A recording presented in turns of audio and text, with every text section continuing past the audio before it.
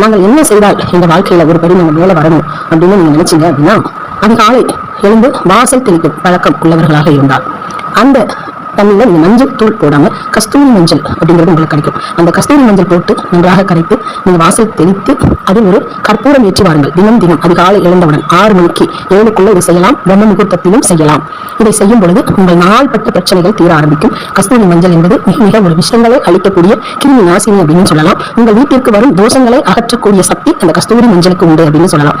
அப்போ அந்த நீரோடு கலந்து அந்த கஸ்தூரி மஞ்சளை கரைத்து தெளிக்கும் பொழுது வீட்டிற்குள் வரும் தேவதைகள் வர ஆரம்பிப்பார்கள். துஷ்ட தேவதைகளாக இருந்தால் விலகி நிற்பார்கள். அந்த கஸ்தூரி மஞ்சளுக்கு நல்ல ஆற்றல் உண்டு.